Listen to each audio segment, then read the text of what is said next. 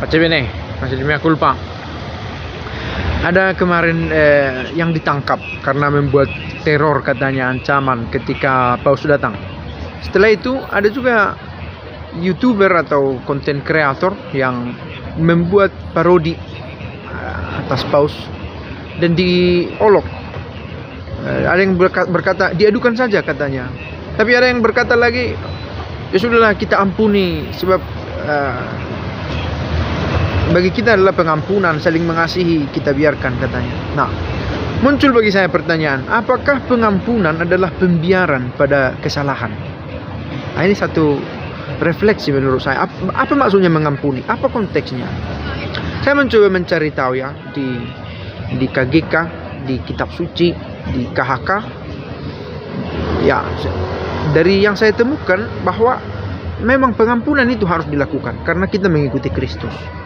Tetapi pengampunan itu tidak meniadakan hukuman atas perbuatan salah yang dilakukan seseorang. Nah, jadi dua hal ini jangan dicampurkan. Kalau kita ingin mengampuni, itu dilakukan karena mengikuti Kristus, konsekuensi mengikuti Kristus, begitu ya.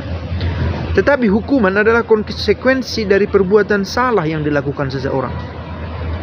Nah, pengampunan adalah sikap batin. Nah, ini dikatakan soal situasi hati seseorang terhadap orang yang melakukan salah. Misalnya konten kreator itu kan yang memperolok Paus Fransiskus, membuatnya menjadi kesempatan untuk mencari peluang dikenal orang. Kita mengampuni dalam arti nothing personal. Dia orang yang tidak mengerti dengan apa yang dia lakukan, dia belum cukup dewasa, atau itu tidak mengubah iman kita, contoh. Nah, itulah sikap hati. Tetapi bahwa olok-olok yang dia buat pantas mendapat ganjaran atas perbuatannya, itu bukan datang dari pihak kita secara personal, tetapi datang dari hukum atau undang-undang yang berlaku yang bertujuan untuk membuat efek jerak, gitu ya. Nah, pengampunan mengandaikan juga ada pertobatan, gitu ya. Jadi mengampuni berarti membiarkan orang tetap berada dalam kesalahan. Itu adalah pengertian yang tidak bisa didukung sepenuhnya. Seperti Yesus mengampuni perempuan yang bekerja tidak benar, gitu ya, yang berbuat asusila. Kita tahu bahwa perempuan itu akhirnya menjadi seorang perempuan yang baik. Pergilah dan jangan berbuat dosa lagi. Yesus berkata dua kata ini secara bersamaan. Pergi dan jangan berbuat dosa. Mengandaikan ada perubahan sikap. Nah, konsekuensi dari perbuatan asusila dari perempuan ini sudah ditemukan dalam masyarakat. Tetapi Yesus menawarkan juga sikap batin dari orang yang berhadapan dengan pendosa semacam perempuan ini.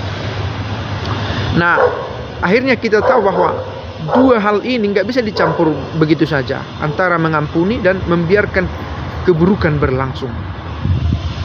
Di kitab hukum kanonik juga dikatakan demikian. Orang yang melakukan serangan fisik itu jauh lebih berat kepada paus, kepada uskup, kepada imam, bisa dihukum. Nah, yang melakukan serangan verbal juga bisa dihukum dan diberi teguran, ya. Apalagi makin ke atas, piramidal kita berpikir dulu ya. Membuat serangan verbal kepada pastor itu kiranya dibuat teguran katanya. Serangan verbal kepada uskup bisa saja kena larangan, hukuman sesuatu. Kepada paus dan dilakukan berulang-ulang bisa juga diberi hukuman, gitu ya. Jadi ada tingkatannya. Mau mengatakan bahwa bukan berarti karena pengampunan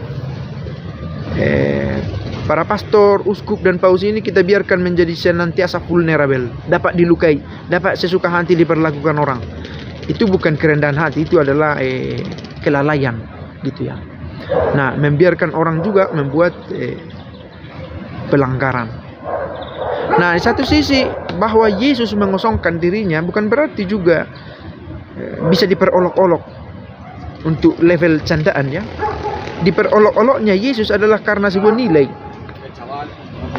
Sementara orang-orang sekarang, bahkan Katolik sendiri ya, bisa mempermainkan gambaran-gambaran tentang Kristus, image, atau ya memparodikan hal-hal tentang kekristenan itu karena lucu-lucuan. Apakah demi sebuah nilai atau karena kurangnya iman? Nah, ini pun harus diuji juga kan.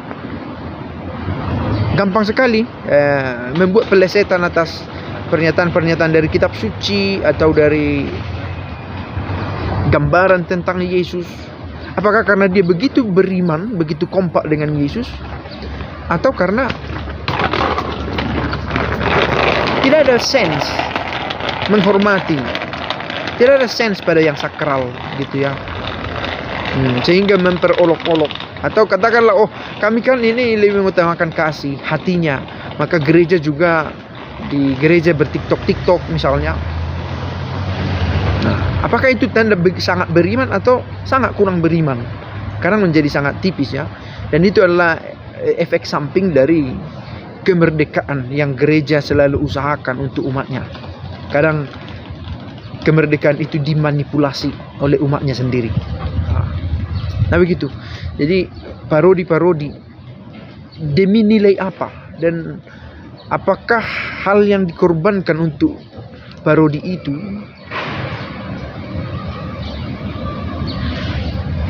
adalah hal yang wajar? Wajarkah pengorbanan itu untuk nilai yang mau dicapai? Kalau hanya untuk sekedar membuat lucu-lucuan, saya pikir terlalu mahal harganya kalau menjadikan nilai-nilai yang sakral menjadi parodi. Nah, saya pikir ini pemikiran-pemikiran yang terutama tadi adalah bahwa pengampunan itu tidak mengandaikan pembiaran pada kesalahan. Pengampunan itu tidak mengatakan bahwa kita tidak bisa membiarkan orang mendapat imbalan atas perbuatannya. Terang ya maksudnya, bahwa orang berbuat salah itu diampuni secara personal, tetapi bahwa dia juga menanggung akibat dari perbuatannya, itu adalah konsekuensi dari perbuatan itu. Mudah-mudahan terang. Ciao.